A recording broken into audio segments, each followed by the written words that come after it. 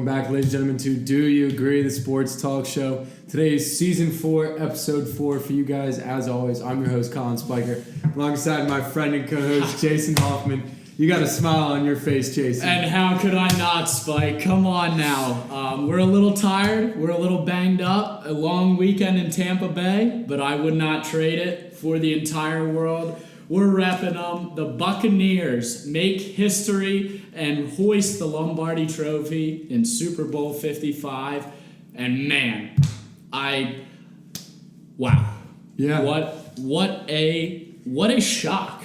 Oh, absolutely. Without a doubt. I mean, the Buccaneers, they came out and they made history, just like you said, taking down the Kansas City Chiefs 31-9 in a game that no one expected to go like this. If we're being frank, this just blew my mind. And before we get into the game specifics and all that, one thing I want to mention is what a 2020 year it's been for Tampa Bay sports. Absolutely. I mean, look, you start off with the Lightning raising the Stanley Cup, followed by the Rays, winning the pennant and representing the American League in the World Series. Absolutely. And now followed by the Bucs hoisting the Lombardi Trophy at home in Tampa Bay. I mean, Spike, goddamn, you might as well call it Tampa Bay at this point. You might as well. You're not wrong. Kudos to Tampa and those people. I mean, what a year it's been for you all. Enjoy this because this is remarkable. This is truly, truly remarkable from the city. And they have 3 out of the 4 sports, but right now with the COVID-19 pandemic, the Raptors are playing in Tampa Bay as well. Absolutely. So they have all 4 major sports, and I think you're right. I think I got to call it Tampa Bay right now. Absolutely. And as you said, with the pandemic going on, that makes it, even more special. The things you had to overcome as an organization to be able to go all the way at the end and be the last man standing. Absolutely. Tampa, shout out to you guys. An incredible 2020 year in sports. And I think it all started with the Buccaneers when Tom Brady announced he would be signing with them back in the spring. And man, he came all this way. Tom Brady, 7th Super Bowl ring, more than not just any player or team, but franchise in all of the NFL. He has 7 rings. Closest to that are the Steelers and the Patriots with 6. 5th Super Bowl MVP, went 21 for 29, 209 yards, and 3 touchdowns. I don't think you could have asked him for a better game. Yeah, and I don't think it was really in question before this game even started, but now, I mean, undisputed GOAT. Without a doubt. Undisputed, and it might not ever be touched. Pat, we will get into this in a second, but how in the hell can you possibly duplicate a career like this man? I mean, now it just comes down to the overall debate with Brady is who is the overall greatest winner in sports. It's either him, Jordan, maybe even Tiger Woods, you can arguably put him there, but he is in such a pillar and league of his own in the history of sport, not just football now. He's transcending football and arguably put himself in the conversation as greatest sports figure ever. Right. It's amazing. I mean, you look at what he's done. He's the 2nd quarterback to win a Super Bowl with 2 different franchises, the other being Peyton Manning with the Colts and the Broncos. And he's the first player in NFL history to win a Super Bowl in 3, not 1, not 2, but 3 different decades. That is just, it's something that I don't think before Tom Brady anyone could have done. But now you look at him, 43 years young, and he's got a Super Bowl ring in 3 of the past decades. It's just 43 years young.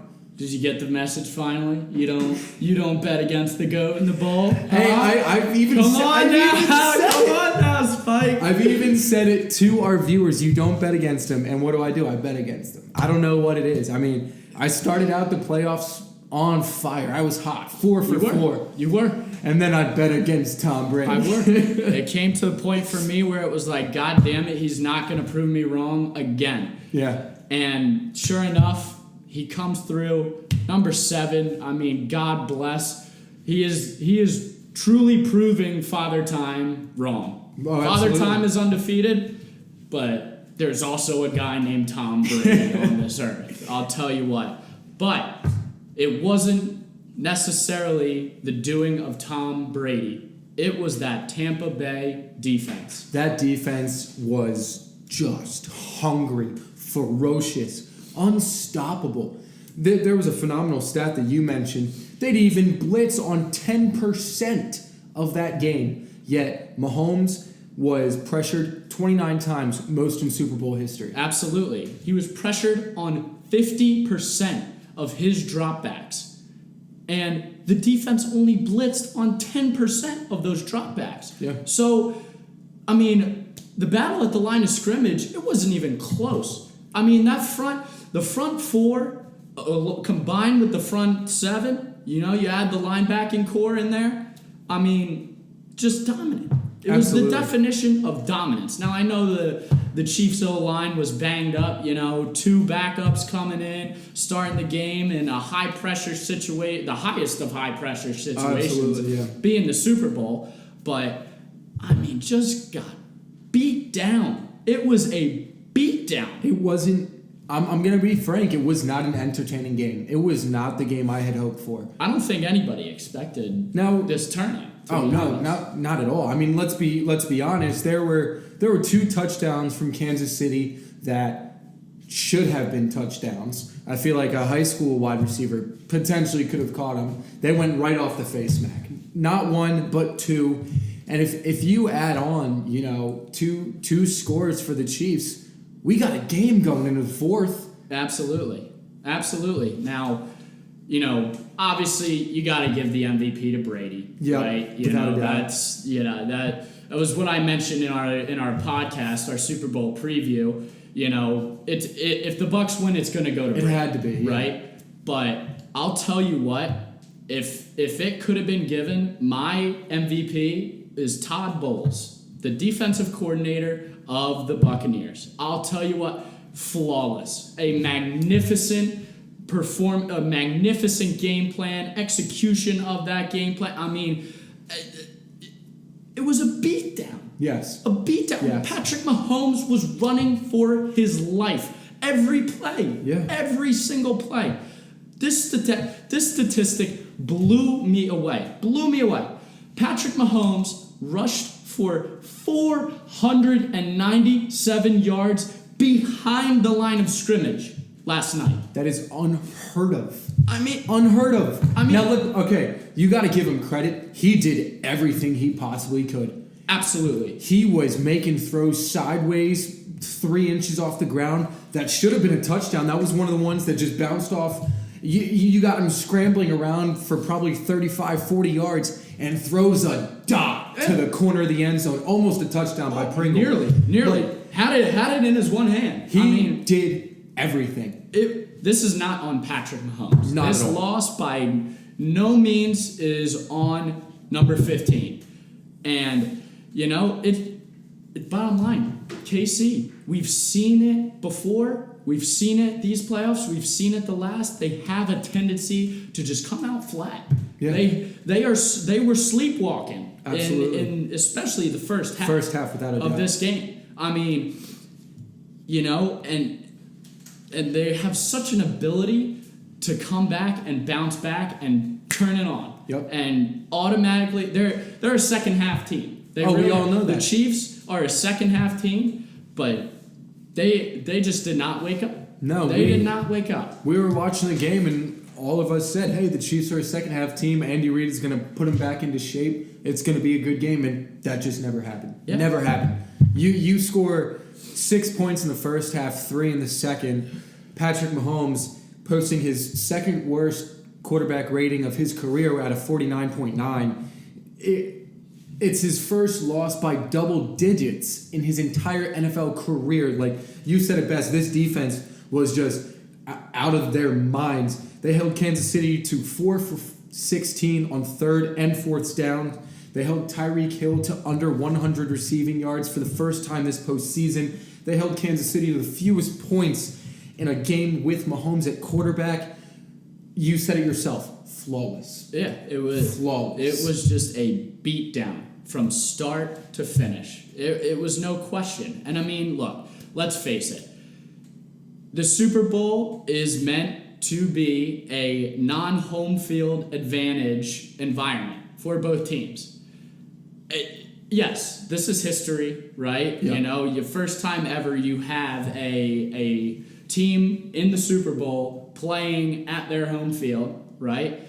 But the Chiefs, I mean, not only did they not fly in until Saturday due to COVID regulations, right? So you're not even spending what normally would be over a week right. in the primary location, that city the game is being played in. But there's also other distractions as well to mention. Andy Reid and his son getting in trouble, right? The weekend of. You know, I don't care who he is. That has to affect Andy Reid in some way, shape, or form, right? Your game is not totally, your mind is not totally focused on the game with that happening. Now, I'm not saying that's an excuse, right? Because it's not. Casey, I mean, as we said, just flat. Right. But, you know, it was, you could just see the edge belonged to the Buccaneers from start to finish. I mean, all 60 minutes. Exactly. And as we said, you know, aside from a couple others, you know, you got Brady, Gronk, and, you know, a couple others that have been in the Super Bowl, but the majority of the Bucs have not played in the Super Bowl. Yeah. Ever. First time the Bucs have won the Super Bowl since 2002. First time they've been in the postseason since 2007. I mean, you said it. Exactly. This team JPP is another one, right, that also has played in the Super Bowl. Shady McCoy. Being how young and inexperienced playoff-wise that team was, to be able to practice, right, in your home field and march into a stadium that you already played 8 games already, I mean, it's just normal. It has to feel, you know, just another game. And then you flip that over to Kansas City, right? All the pressure, I mean, they're coming in a day before, and now you have to play the Super Bowl in, you know, an unnatural environment. And it's not just an unnatural environment. It was home field advantage. It was. Absolutely home field advantage. I will tell you firsthand, like, I was in Tampa Bay since Thursday. This city was rocking. I mean, people flooding the street everywhere. I mean, the bar scenes, the downtown. It was mayhem, pandemonium all week long, and rightfully so. I mean, this is history. Right. We watched history over this past weekend. And just the scene after the game, post-game, I mean, we watched the game at, you know, a mile away from Raymond James, right? Was able to see the flyover, the bombers and whatnot, able to hear the noise at Raymond James, the fireworks going and everything. And we walked to the stadium, right after the game. And people, the road shut down. I mean, cars, hot people flying out. There's liquor bottle, people pouring down It was home field advantage. It was home field advantage. Yeah. And the Buccaneers, fire up the cannons, man. Fire them up, because this, I mean, wow. What an experience. For you it had to be. And not just that, just for sports fans. I mean, this was history. We said it 2 weeks ago on the show. This is MJ versus LeBron in the finals. All right? The GOAT, the sheriff in town for the last 20 years, he got his. He thought about retirement but said, hey, give me a little bit longer. The torch hasn't been passed just yet. So, obviously, I mean, it was a one-sided game. I will say first half, refs looked a little interesting. There were some calls. It was a little bit shaky of, you know, a referee performance. I wasn't, you know, too pleased with all the, I mean, but, you know, you're going to get that. Yeah, it happens in all of sports. But let's look at, you know, the Buccaneers offense. 2 really cool stats. LaShawn McCoy has now won back-to-back Super Bowls. Last year with the Chiefs, this year with the Bucs. And he never stepped onto the playing field once. Yeah. Not one snap. And he has back-to-back rings. So that's pretty cool. Pretty nice life, huh? Oh, yeah. I mean, you know, that's got to be pretty awesome. Yeah. And, I mean, something else, you mentioned it. Gronk and Brady were going to connect in the Super Bowl, and that's exactly what they did, not once but twice. Now, 14 passing touchdowns between that duo, most in NFL season or NFL postseason history. Yeah, you said it yourself. I predicted this to be my surprise. And the reason being, it was just, one of those things. The stars are going to align, Brady and Gronk, Dale is old as time, right? And I would have been floored with one. Oh, absolutely. But two? Why not? The first two of the game? It was meant to be, man. Yeah, it had to be. It was just written in the stars. I just can't say enough. We had all this talk about, flipping it back over to the other side of the ball on the defense. We had all this talk about that front seven and man, spearheaded by number 45, Devin White. Again, all about who gets hot at the right time. And that's exactly this man, since the wild card round, came out to set the damn tone for this defense, and it spread. It Absolutely. Spread even into the secondary. These guys were playing with such a swagger and such an edge. Antoine. One thing I want to bring up, Antoine Winfield, and there is an amazing picture taken and captured from this moment. Antoine Winfield, right, number 31, gives Tyreek Hill a little taste of his own medicine, right? That signature deuces, that peace sign, right? Sticks it right in his face after forcing a turnover on downs late in the fourth to pretty much, put the game away. Yeah, put the final nail in the coffin. Right. But, it's just a testament to who gets hot at the right time. And the Bucs, they shocked the world. They did. They shocked the freaking world. Shocked me. I know you said Bucs, but I know part of you wanted the Chiefs. I did. My heart was with Kansas City. I love Patrick. Who doesn't? It's hard not to love Patrick Mahomes. Yeah. But Spike, I'm going to say it again. You don't bet against Brady. You can't. In the bowl. You can't. Not only did the Bucs cover the spread, not only did they win, but they demolished Kansas City. And, I'm going to be frank, this was one of the most unsatisfying games I've watched in a while. Yeah. I was getting bored. It almost had that Rams-Patriots literally. Super Bowl feel. Just boring. Yeah. There was action. There was. Right. Mahomes, still showed his razzle-dazzle. He did. He was scrambling, exactly, throwing, falling down sideways, and putting him, on the numbers. Exactly. While he is literally 90 degrees, his body is 90 degrees trying to make these, these sidearm. This guy, still has as bright of a future as any quarterback of all time. Agreed. All time. But, is he going to be the GOAT now after he's dropped one to Brady to give him 7? Yeah. It's tough. That's going to be a debate for years to come. Logic says no. Absolutely. Logic says no. Because it's such a one-of-one career. This is such a, I don't think you'll ever see a career like this ever again. Ever again. I don't blame you, yeah. We are watching just pure perfection. Yeah.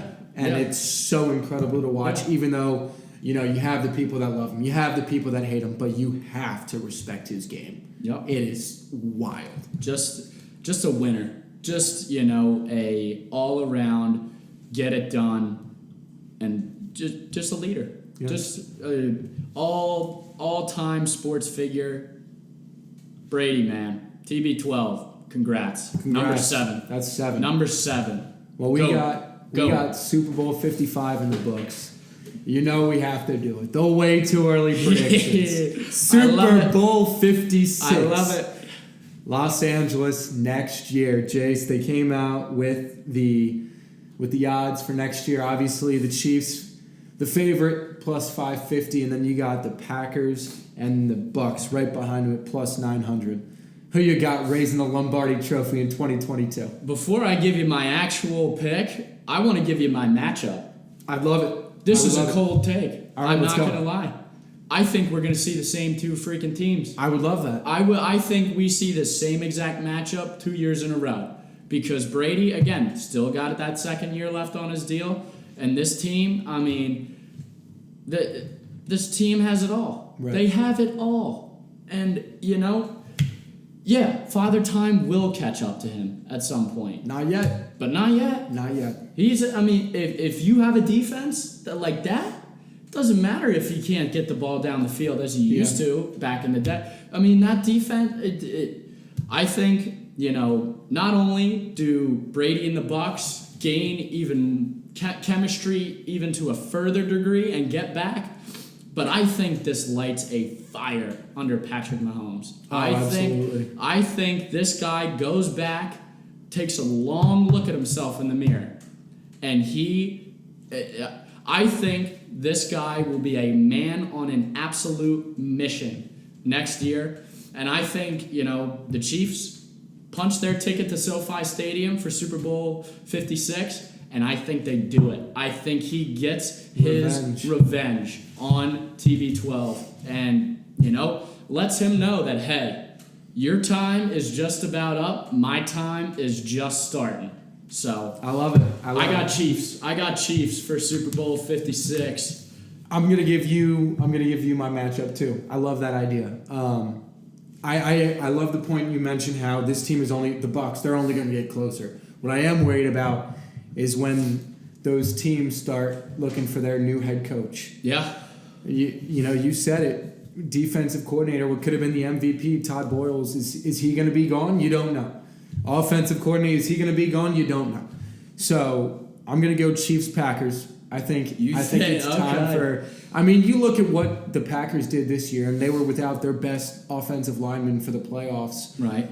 They're still an incredibly talented team, and I think their defense, has a couple holes, but you put that together, and I think the Packers can get it done. I mean, they were one step away. They were almost there. I got Chiefs-Packers, but you said it best. Mahomes is going to be on a mission. He is. You're looking at Andy Reid and Mahomes raising their second Lombardi Trophy next year. You're going Chiefs as well? I'm going Chiefs. All right. I love it. I love it. As I said, it's failure that brings out the best in people. everybody. In everybody. I mean, we've seen it. Brady in that, 18-0 Patriots team, right?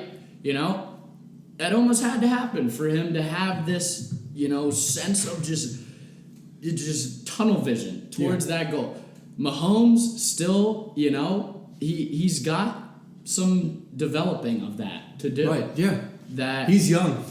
Exactly. He's got time. That unwilling, ability to just step on people's throats. And I think this right here, what we just watched Sunday, changes the entire path of Patrick Mahomes' career. I think we see, dare I say it, I think we see even more of a prolific number 15 for years to come.